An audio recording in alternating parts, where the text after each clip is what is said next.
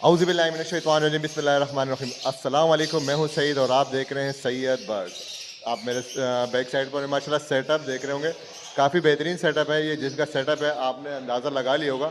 हम इस वक्त आज मुमताज़ भाई के सेटअप पे आए हुए हैं और इनके पास जो 2023 और 2022 की जो ब्रीड आई हुई है, जो न्यू म्यूटेशन इन्होंने लगाए हुए थे, उस म्यूटेशन के बारे में भी हम इनसे पूछेंगे। और इनके पास जो ब्रीड आई हुई है, क्योंकि आला क्वालिटी के बर्ड्स हैं, हम लोग देख चुके हैं इनके पास माशाल्लाह पाकिस्तान में सबसे बेहतरीन क्वालिटी के बर्ड्स जो लगाए हुए इनके पास हैं। बहुत अच्छी ब्रीड भी करवाई हुई है और काफ़ी अच्छा रिजल्ट भी इनके पास आया हुआ है। तो वो जो ब्रीड आई हुई इंशाल्लाह उनको भी कवर करेंगे। जो इनके पास इस साल जो बर्ड्स ये ब्रीड करवाने हैं उनके बारे में भी आपको बताएंगे। काफ़ी अच्छी आपको पता है इनकी एवरी बनी हुई है, अहमद एंड सन के नाम से इन्होंने बनाई हुई है और माशाल्लाह बेहतरीन। मुझे तो बड़ा अच्छा लगा और आप लोगों को भी इंशाल्लाह बड़ा मज़ा आएगा, क्योंकि आज जो इनके पास ब्रीड आई हुई है वो हम आपको दिखाएंगे। और मुमताज़ भाई से भी कुछ बातें करेंगे, उनसे भी कुछ कीमती मशवरे भी लेंगे। जो चैनल पे न्यू है, जिन्होंने अभी तक चैनल को सब्सक्राइब नहीं किया तो चैनल को सब्सक्राइब करें, बेल आइकॉन को लाजमी क्लिक करें ताकि जितनी भी नई आने वाली वीडियो उनका नोटिफिकेशन आप तक पहुंच सके। तो चले देर के बगैर आपको सबसे पहले मुमताज़ भाई से मिलवाते हैं और इनके एक एक करके बर्ड्स भी आपको दिखाएंगे। जो इनके पास ब्रीड आई हुई है उसके बारे में भी बताएंगे। अगर कोई इनसे कांटेक्ट करना चाहे ब्रीड के लिए तो वो सारी डिटेल्स आपको मुमताज़ भाई भी बताएंगे और आपको इंशाल्लाह इनके सेटअप का भी विजिट कराएंगे। तो चले आए वीडियो शुरू करते हैं। इसी तरीके से पूरा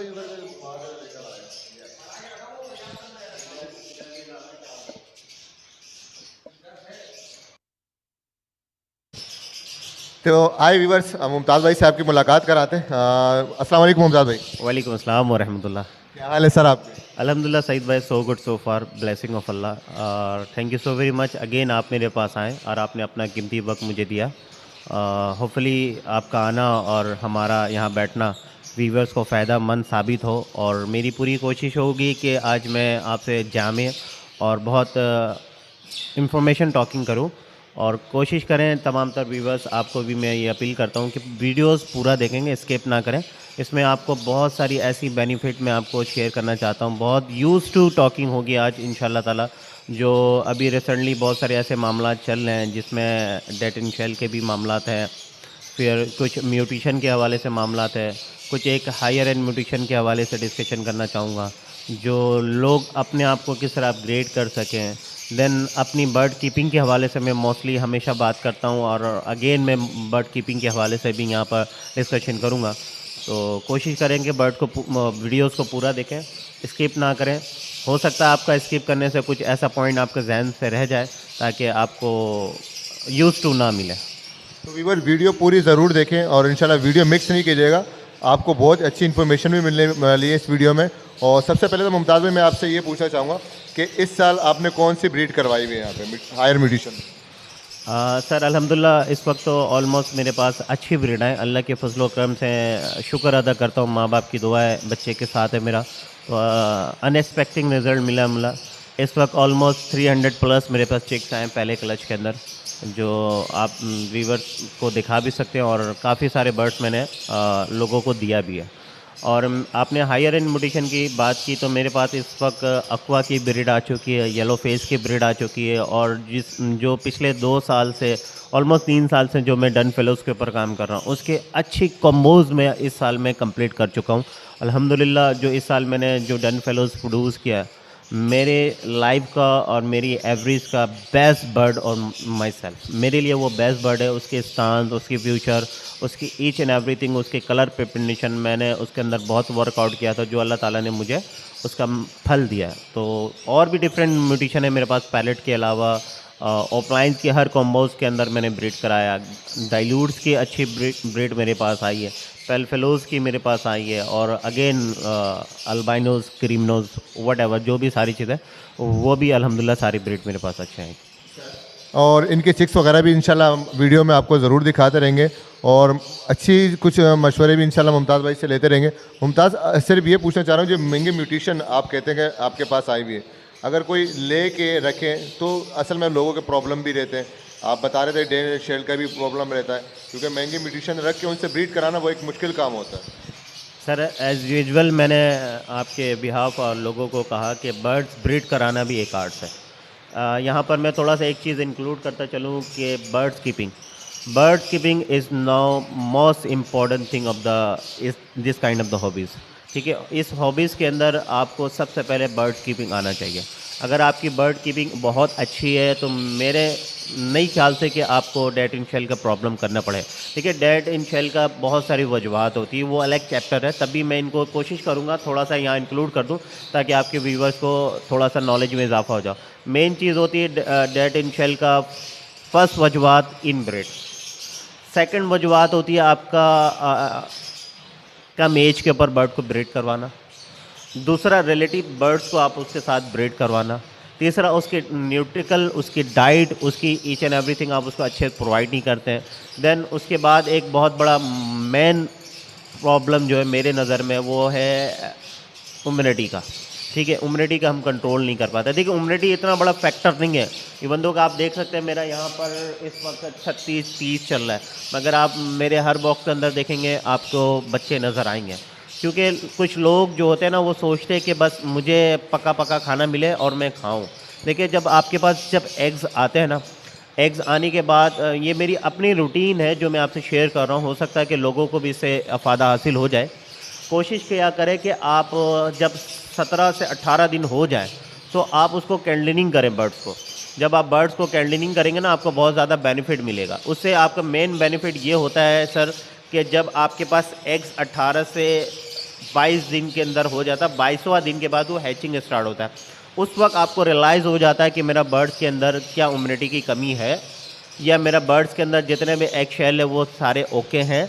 या कभी कभी समटाइम ऐसा होता है ना, बर्ड के अंदर ना बीटे लग जाते हैं, उससे वो जिस उर्फ़े ज़बान में हम कहते हैं पोटी लग जाना, ठीक है ना, उसके अंदर पोटी लग जाता है। तो मेरी अपनी रूटीन होती है कि मैं देखता हूँ कि बर्ड को कैल्डिंग करने के बाद कि बर्ड की इम्यूनिटी पूरी है तो ठीक है, नहीं तो मैं एक टिश्यू पेपर लेता हूँ, उसको हल्का सा रफ़ करता हूँ, उसके अंदर जितने बीटे होते हैं उसको साफ़ करता हूँ। क्योंकि एक शेल जो होता है ना वो काफ़ी स्ट्रॉन्ग हो जाता है, हार्ड हो जाता है। एक एग्स के अंदर ना 70 लहरें होते हैं, वो जो उसको ऑक्सीजन बच्चों को मिल रहे होते हैं। अब जब बच्चे को ऑक्सीजन नहीं मिलेगा तो बच्चा अंदर मर जाता है। तो इस लिहाज से वो जो बीटे होती हैं ना उसको उसके ऑक्सीजन लेने में बहुत ज़्यादा प्रॉब्लम क्रिएट कर रहे होते हैं। जब आप उसके बीटे साफ़ कर देंगे ना तो उसको आसानी से वो हैचिंग हो जाता है। सम टाइम ये होता है कि कुछ लोग अंडे को ना पानी के अंदर डिप कर देते हैं। मैं पानी के अंदर डिप नहीं करता हूँ। मैं जो काम करता हूँ मैंने वो आपसे शेयर किया कि मैं एक टिश्यू पेपर गीला करता हूँ, बर्ड को अच्छे से उठाता अंडे को अच्छे से उठाता हूँ, उसको सही से साफ़ करता हूँ, दोबारा उसके अंदर रख देता हूँ। ये रेगुलर 18 दिन से लेकर 22 दिन तक मेरी ये टाइम पीरियड होती है कि मैं इन दौरान ये सारी चीज़ें करता हूँ। अल्हम्दुलिल्लाह उसके बाद मेरे पास कोई भी बच्चे ऐसा नहीं होते जो हैचिंग नहीं होते, अल्हम्दुलिल्लाह सब हैचिंग होते हैं। हाँ, एट द एंड वाले जो अंडे होते हैं ना फिर मैं उसको सफल करता हूँ। सफल इस वजह कर करता हूँ, जब बच्चे बड़े हो जाते हैं ना वो बीटे दे के ना बच्चे एग्स के ऊपर ना बहुत ज़्यादा गंदगी हो जाता है, तो उसको साफ़ करके उसको कहीं और जाके मैं उसको कवर अप करता हूँ। एक चीज़ और पूछना चाहूँगा मुमताज़, माशाल्लाह ब्रीड आपके पास आई भी है, तो आपके पास टोटल कितने पेयर लगे होंगे यहाँ पे? सर, इस सेटअप में ये मेरा इंडोर सेटअप है और मेरा एक आउटडोर सेटअप है। दोनों को मिला के मेरे पास जो नंबर ऑफ जो बर्ड ब्रीड कर रहा है वो 170 बर्ड ब्रीड कर रहा है इस वक्त। एक चीज़ और मुमताज़, क्योंकि मैंने पिछले संडे को एक मार्केट में वीडियो कवर करी थी, आपने भी मुझे कुछ चीज़ें उसमें बताई थी, कुछ चीज़ें मैंने वहाँ नोट भी करी थी। ग्रेविंग, जो लोग कहते हैं ग्रेविंग, तो वो किस तरीके से पता चलेगा? क्योंकि मार्केट में लेकर आए हैं, अब वो कह रहे कि ग्रेविंग है, तो हम किस तरीके से उसको आइडेंटिफाई करेंगे कि ये ग्रेविंग है कि नहीं? क्योंकि अगर न्यू फेंसियर एक जाता है तो उसको इस बारे में नॉलेज ना हो तो किस तरीके से वो पहचानेगा ये ग्रेविंग है? सर, मैं पहले तो आपको ये बताते चलूँ, education is the key of the success. इस फील्ड के अंदर जितने भी लोग आ रहे हैं माशाल्लाह से न्यू हॉबीज आ रहे हैं, कुछ लोग एज अ इन्वेस्टर भी आ रहे हैं, तो कोशिश करें एजुकेशन को अंदर अपना एडॉप्ट करें।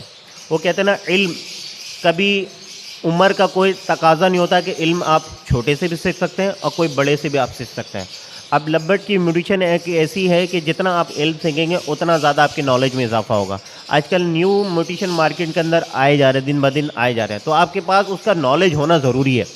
फॉर एग्ज़ाम्पल, आप बर्ड, आपने अभी मुझसे टॉकिंग किया, आपने मुझसे बात किया कि ग्रेविंग के हवाले से, तो सबसे पहले आप उसको उसके आर्टिकल पढ़े, ग्रेविंग कहते हैं किसको, ठीक है? ये ग्रेविंग कौन सा जीन कैरियर है और कौन सा जीन कैरियर नहीं है, इसमें मेल का क्या रोल है, फीमेल का क्या रोल है, ये आपको इल्म है और आपके जो सीनियर जो उतने फैंसियर है वो आपको गाइड करेंगे। देखिए, एक होता है प्रैक्टिकल और एक होता है थ्योरी। थ्योरी तो आपने ले लिया, मगर उसके साथ साथ आपको प्रैक्टिकल बहुत ज़रूरी है। जब तक आप प्रैक्टिकल नहीं करेंगे तो अपने लाइफ के अंदर आप उसको एक्ट अपॉन नहीं करेंगे, अमल नहीं करेंगे, तो आप आगे नहीं बढ़ पाएंगे। क्योंकि मार्केट के अंदर आपने जिस तरह अभी आपने कहा कि एक बर्ड एज बर्ड, ठीक है, उसको ग्रे विंग बोल के वो एज बर्ड 10,000 का, आप वो 50,000, 60,000, 70,000 वट एवर उनकी अपनी मर्जी वो सेल कर देते हैं, मगर वो पता चलता है कि वो एज बर्ड निकला, ग्रे विंग नहीं निकला। टू बी ऑनेस्ट बता रहा हूँ, ग्रे विंग के अंदर इस वक्त जो मार्केट की जो प्राइस है वो ग्रीन सीरीज़ के अंदर 150, ब्लू सीरीज़ के अंदर है 2 लाख रुपया। अब वही बर्ड आप 50,000 में ख़रीदते हैं और आप सोचते हैं कि मैं 1.5 लाख का बेनिफिट हासिल कर लिया। फिर जब आप वो किसी को बर्ड दिखाते हैं और वो बर्ड वो क्लेम करते हैं कि वो बर्ड आपका ग्रे विंग नहीं निकलता, सोचे कि आपको कितना नुकसान हुआ। वो 10,000 की वैल्यू आपने 50,000 में खरीदा, तो 40,000 का नुकसान आपको हो रहा है, वो भाई को नहीं हो रहा, वो भाई बेनिफिट उठा के जा चुके हैं। तो सबसे पहले ग्रे विंग के हवाले से मैं थोड़ा सा डिफाइन करता चलूँ। ग्रे विंग इनकम्प्लीट सैकलिंग मोडिशन है, इसमें मेल का बहुत बड़ा रोल है और फीमेल का भी रोल है। ऐसा नहीं कि मेल हुआ और फीमेल नहीं हुआ तो आपके पास नहीं हुआ। देन इसके अंदर 70 to 75% उमेलेनन डूडूज होता है। एक लाइक फीका कलर सा बर्ड आ जाता है, लाइक पेस्टल से बहुत ज़्यादा मुशावरात करता है। ग्रे विंग के अंदर एक अपना एक पैटर्न है, उसकी एक पेज है, उसकी एक सर्टन मार्किंग है जो वो शो करता है कि मैं ग्रे विंग बर्ड हूँ। फॉर एग्जांपल मैं वो बर्ड अभी यहाँ पर प्रैक्टिकल करके भी आपको दिखाऊंगा और आपको डीप में समझाऊंगा ताकि आपके तमाम तर व्यूवर्स को वो समझ में आ जाए। That's all of the grey wing. Grey wing का जब आप प्राइमरी फैदर खोलेंगे ना, ऊपर का आउटर लाइन उसके बॉडी से टच करेगा, inner line smoky grey colour का होगा और उसका जो एज हड्डी होता है, जिसको हम लोग उल्फे ज़बान में हड्डी कहते हैं, जो एक पर आता है, वो कभी ब्लैक नहीं होगा, वो सुरमई ग्रे या ग्रे स्टोन के अंदर से आएगा। और उसके जो रम है ना, मेन इंपॉर्टेंट उसका रम छोटा सा होगा, कभी टेल बार के नीचे दुम जिसको हम लोग कहते हैं उर्फे ज़बान के अंदर, दुम तक वो कभी उसकी मार्किंग पूरा नहीं जाएगा। जैसे फॉर एग्जांपल अगर ब्लू सीरीज़ के अंदर उसके अंदर वायलेट रम आएगा छोटा सा, उसके दुम के ऊपर कभी भी वायलेट रम नहीं आएगा। तो वहाँ से आप ये 3-4 मेजर पॉइंट था जो मैंने आपको शेयर किया। उसकी जेनेटिक बिहेवियर मैंने आपको बताया, सेटलिंग इनकम्प्लीट डोमिनेंट बर्ड होता है, ठीक है। इसमें मेल का बहुत बड़ा रोल है, फीमेल का भी अपने ही रोल है, ठीक है। सेकंड, इसकी जो मेन पहचान थी इसकी फ्लाइंग विद फैदर थी।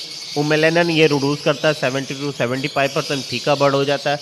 और ग्रीन सीरीज़ के अंदर इसकी फिश मार्किंग भी बहुत इंपॉर्टेंट थी। हुड कभी नेक के पीछे नहीं जाएगा, उसके hook just like green fisher की तरह होगा, ऑरेंजनेस उसके अंदर फेस के अंदर नजर आएगा ग्रीन सीरीज़ के अंदर। अब ब्लू सीरीज़ के अंदर सेम वही होगा, ब्लू सीरीज़ के अंदर होगा, पार ब्लू में भी सेम वही चीज़ होगा जो पार ब्लू सीरीज़ के अंदर होगा। तो ये एक पहचान थी ग्रे विंग की जो मैंने आपको डिफ़ाइन कर दिया।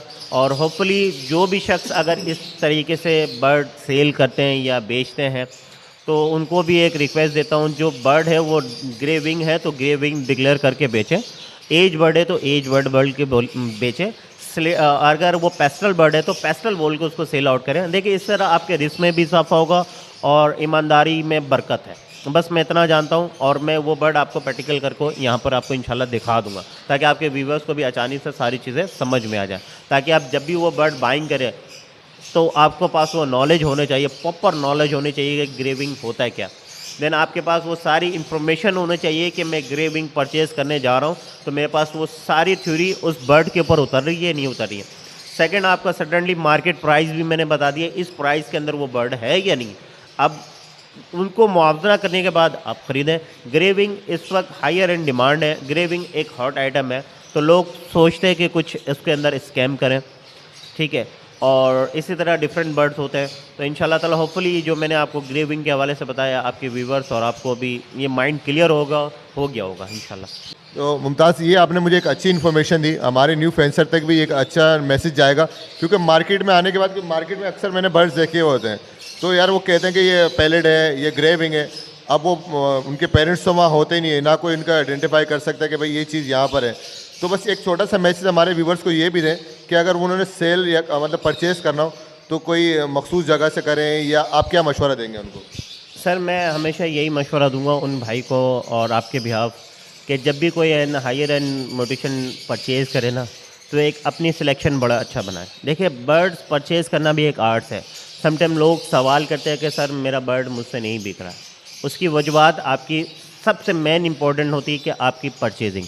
जब आप अच्छी परचेजिंग करेंगे, जब उसके इनपुट आएंगे तो आपके पास बच्चे भी अच्छे आएंगे। जब आपके पास बच्चे आएंगे, जब उस बच्चे को आप डिस्प्ले करेंगे ना, तो आपके पास ऑटोमेटिक सेलर आएंगे। तो सबसे मेन इंपॉर्टेंट थिंग है आप अपना सेलिंग, आपने जो परचेजिंग है ना उसको अच्छा करें। आप परचेजिंग करने के लिए बहुत सारे पॉइंट को देखा जाता है, उसकी बिप कैसी होती है, उसकी शोल्डर कैसी होती है, उसकी नेक कैसे होने चाहिए, उसकी स्टांस क्या होती है, उसकी कलर पिगमेंटेशन क्या होती है, ये सारी चीज़ों को देख के आप वो बर्ड उठाएं। और जब भी कोई हायर एंड म्यूटेशन आप परचेज़ करें ना, कोशिश करें अच्छे ब्रीडर को सिलेक्शन करें। मैं हमेशा यही कहता हूँ कि पहले आप अपने एरियाज़ के जो अच्छे ब्रीडर हैं, मैं ये नहीं कहूँगा कि आप कराची में बैठे हुए हैं तो कराची के अदर सिटी से बर्ड मंगा लें। कोशिश करें कि अगर आप कराची में हैं तो कराची के वो ब्रीडर्स को सिलेक्शन करें जो आपको लगता है इनकी बैकग्राउंड अच्छी है, वाकई में इनके पास ये बर्ड ब्रीड हो रही है, वाकई में इन्होंने ये बर्ड इंपोर्ट करवाया या इन्होंने ये बर्ड को ऊपर काम किया, इस बर्ड के ऊपर इन्होंने वर्किंग किया, उनकी सिलेक्शन करके आप उनसे बर्ड बाइंग करें। ठीक है, क्योंकि आप जब बाइंग करेंगे तो समझ लीजिए वो आपका बाइंग नहीं है, वो आपका गुडविल है। और गुडविल उस भाई के भी है जो वो बर्ड वो डिक्लेयर करके दे रहे हैं कि ये ग्रेविंग है। अगर वो ग्रेविंग ना निकलता तो आप उसको कल कंप्लेन कर सकते हैं। ठीक है, अगर आप एक एग्जांपल देता हूँ, मार्केट से आपने एक बर्ड ग्रेविंग परचेज़ कर लिया, मार्केट की वैल्यू और मार्केट की जो रूल ऑफ रेगुलेशन होती है ना, कि मार्केट से आपने ये बर्ड परचेज़ किया, आधा 1 मिनट के बाद आप बर्ड वो आप कहीं लेके चले जाएं, वो उसका रूल नहीं है कि वो आपसे एक्सचेंज करे या उसको आपको पैसा रिटर्न बैक करे। वो उसकी गुडविल होती है, वो कर लेता, वो अलग बात है। मार्केट से आपने कंडम ले लिया, मार्केट से आपने चूहा साइज ले लिया, मार्केट से आपने वट एवर जो भी बर्ड ले लिया, इज़ अप टू यू, मगर मार्केट से आपकी कोई कंप्लेन नहीं बनती, कोई क्लेम आप उसको नहीं कर सकें। मगर आप जब ब्रीडर के घर से लेते हैं ना तो आप उसको कंप्लेन करते हैं, सर मैंने फ़लाँ का स्प्लिट बोल के आपसे लिया था, वो बर्ड में स्प्लिट कैरियर नहीं हुआ। तो वो ब्रीडर उस मुकाम पे होता है कि आपको वो बर्ड एक्सचेंज करके देता है।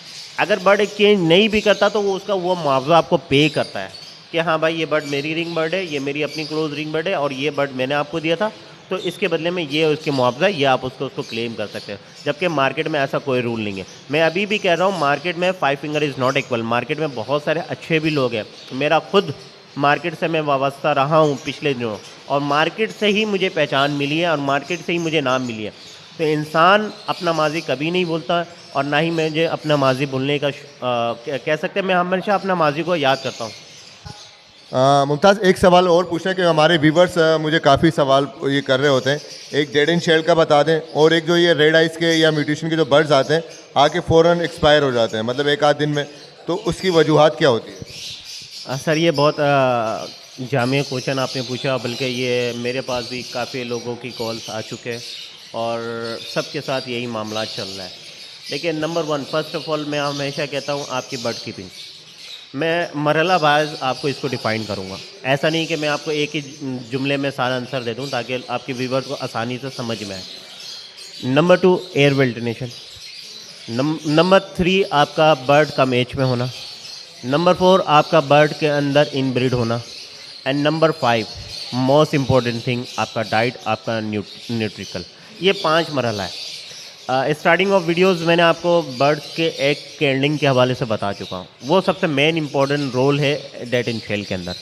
आजकल क्यों कुछ शेड विज़िट करने का पिछले वीक में मुझे मौका मिला, मैंने दिया, डिफरेंट शेड विज़िट किया, लोगों को मैंने देखा, वहाँ मैं शौक हो गया हूँ। मैं एक घर, बल्कि 3 घर का मैं एग्जांपल देता हूँ। एक घर में गया, उन्होंने अपने जितने विंडोज़ थे, विंडोज़ के ऊपर उन्होंने शॉपर हैंग करके किले मार दिए। जब इन दौरान अभी आप देख रहे हैं टेम्परेचर अभी 22-23 सेंटीग्रेड अभी कराची का वेदर है, तो उन दौरान उनको ऐसा फील हो रहा है कि वो सर्दी आ चुके हैं। मैं आपसे कहता हूँ कि बर्ड अगर 7 सेंटीग्रेड भी आ जाता ना, बर्ड्स को कुछ नहीं होता। मैं इस बात का ज़ामिन हूँ, बर्ड कुछ नहीं होगा आपको। आपने उसका एयर टाइट कर दिया उस रूम का। जब मैं उस रूम में पहुँचा तो मुझे अपना जो आपर था वो उतारने पड़ा। मुझे ऐसा फील हुआ कि मुझे गर्मी का एहसास होने लगा। देखिए, एयर जितना फ्रेश एयर आएगा ना आपके बर्ड रूम के अंदर, आपका रीसर्कल होगा बर्ड के अंदर। बर्ड के अंदर, बॉडीज़ के अंदर भी उसके रीसर्कल की ज़रूरत है। जैसे मैं और आप इंसान है ना, इंसान को फ्रेश हवा की ज़रूरत होती है, हम फ्रेश वाटर पीते हैं और हम ग़िज़ा जो खाते हैं वो कोशिश करते हैं ताज़ा ग़िज़ा लें या सब्ज़ी का इस्तेमाल कर लेते हैं। समटाइम कुछ आउटिंग कर लेते हैं, कुछ हम फास्ट फूड खा लेते हैं, XYZ। तो just like a bird, bird को आप समझें, बर्ड के नेचर को आप समझें। होता है क्या है कि हम रेगुलर एक ही डाइट दे रहे होते हैं, हम उसको चेंज नहीं कर रहे होते हैं। देखिए मेरा अपना मानना, ये मेरे वालिद साहब का कॉल है जो मैं उस पर अमल करता हूँ, mix feed is most important thing of the love bird. लोगों के अंदर आजकल बाजरे का रुझान बिल्कुल ख़त्म, खल्लास मैं देखता हूँ। इवन दो कि मेरे पंजाब साइड के अंदर विज़िट हुई है और मुख्तलिफ पिंडी साइड, इस्लामाबाद, वहाँ तो मैंने बर्ड्स के अंदर बाजरा देखा ही नहीं।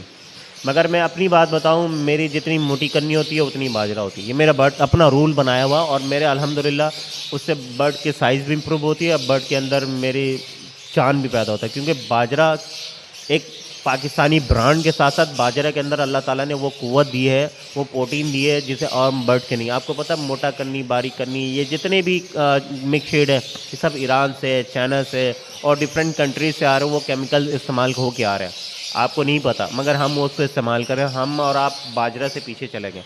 तो मेरा एक नाकिस मशवरा है अपने व्यूवर्स को, अगर आपके पास बाजरे की क्वांटिटी कम है तो आप उस बाजरे को इंक्रीज़ करें। कोशिश करें कि रुझान जमाली या मकाओ ब्रांड बाजरा बारीक वाला मिलता, अपने मिक्स शीट में ऐड करें। आप देखें फिर उसके बाद आपका जो बच्चे जब बड़े होकर मर जा रहे हैं वो भी आपकी एक मरहला ख़त्म हो जाए। मेरा अपना एक्सपीरियंस है, मैं आपसे शेयर कर रहा हूँ। क्योंकि बाजरा जो होता है ना वो काफ़ी लेट मेलूल होता है पोटेस में। वो मोटी करनी जो होती है ना, वो जब बच्चे को फिट कराते हैं माँ बाप, वो जब पोटी के अंदर होता है वो जल्दी बिटे के ज़रिए या पोटी के ज़रिए वो निकल जाता है। मगर बाजरा के अंदर मेरा अपना एक्सपीरियंस है, अगर वो बर्ड सुबह फिट करा रहा है तो वो दोपहर तक वो बाजरा का पोटा उसका भरा हुआ रहता है। इस तरीके से उसका रीसर्कल चलते रहता है। सेकंड, मैंने जिस तरह आपको ये डिफ़ाइन किया था कि एक शेड में मेरा विज़िट हुआ जाना, वो अपने केजेस को ना शॉपर से ढके हुए। मैंने कहा अल्लाह की वली ये क्या कर रहे हैं आप? आपने अपने बर्ड रूम्स के अंदर केजेस को शॉपर से एयर टाइट कर दिया है, और आप कहते हैं कि यार बर्ड बच्चे डेड इन शेल हो रहे हैं, बच्चे निकल के मर रहे हैं। अल्लाह के वली, आपने उसको बिल्कुल नेशनल माहौल से, नेशनल चीज़ों से आप उसको एयर टाइट, आपको मैं एक कमरे में बंद कर देता हूँ, आपको कोई विंडोज़ नहीं देता हूँ, मैं आपको कोई खिड़की नहीं देता हूँ, सिर्फ एक छोटा सा रोशनदान दे दिया और उसमें आपको मैं पड़ा रहने बोलूँ, आपका दिल घबराएगा वहाँ पर। आप वो कोशिश करेंगे जल्द से जल्द मुझे आज़ादी मिले, जल्द से जल्द मुझे रोशनी देखना है। तो भाई आपने बिल्कुल दिन रात उसको पैक करके रखा हुआ, आप ये सोच रहे कि मैं बर्ड के साथ अच्छा कर रहा हूँ, मेरे ख्याल से टोटली लर्विश है वो कोई होना नहीं चाहिए। यहाँ तक कि आप मेरे तमाम तर बर्ड रूम पीछे देख रहे होंगे, अभी किसी बर्ड रूम के अंदर कोई ऐसा इन्वायरमेंट नहीं है आपका, पूरा एयर वेंटिलेशन मेरा खुला हुआ। इवन देखो वो एक कोने मेरा एग्जॉस्ट फैन मेरा चल रहा है, पीछे से सारे विंडोज़ खुले हुए। जबकि आज का वेदर कराची का इस वक्त 20-22 सेंटीग्रेड है और हवा बहुत तेज़ चल रहा, उसके बावजूद भी मैंने अपना शेड को इस तरीके से लगा, हाँ बर्ड को डायरेक्ट हवा से बचाएं, जो ठंडी हवा जो चली ना डायरेक्ट बर्ड्स को ना लगे। क्योंकि इस तरीके से अगर ठंडी हवा आपको भी लगेगी ना तो आपको भी प्रॉब्लम क्रिएट होगा। आप कोशिश करें कुछ ऐसा सिस्टम बनाएं कि आपकी जो फ्रेश हवा है वो दीवार से टकरा के आपके बर्ड रूम में आए, आपके बर्ड्स को डायरेक्ट हिट ना करें। तो इस तरीके से मामला से जब आप फेस आउट करेंगे, जब आप इन चीज़ों को सीखेंगे और इन चीज़ों को अप्लीमेंट करेंगे तो इंशाल्लाह आपके पास डेड एंड शेल नहीं होगा। क्योंकि डेड एंड शेल होने का नंबर मैंने आपको पॉइंट आप बताया है कि कम उम्र पे हम ब्रीड पे लगा देते हैं। अमूमन सईद भाई, मैं भी एक जगह गया, मैं देख के अपने दिल से मैंने कहा यार ये ज़ाती है। मैंने उस भाई को डायरेक्टली नहीं बताया क्योंकि वो भाई न्यू फेंसर थे और प्लस है कि वो उनकी देखिए हर बंदा आता है ख्वाहिश में कि यार उनका बर्ड जल्द से जल्द ब्रीड करे और 2 पैसा उससे कमाए या बच्चे आ जाए, हमारी ये सोच होती है। अभी आप चाहें, अगर आपके कैमरामैन वो घुमा के देख सकते हैं, वो फ्लाइंग फटकी में वो तकरीबन 12 महीना प्लस हो चुके हैं सारे बर्ड। मैंने स्टिल अब तक बर्ड नहीं लगाया। कुछ बर्ड आपस में भी वहाँ पर मीटिंग कर रहे हैं मगर मैंने नहीं लगाया बर्ड। क्यों? मैं उस बर्ड को और मज़ीद 2 महीना दूंगा, उसके बाद मैं बर्ड को ब्रीड पे लगाऊंगा।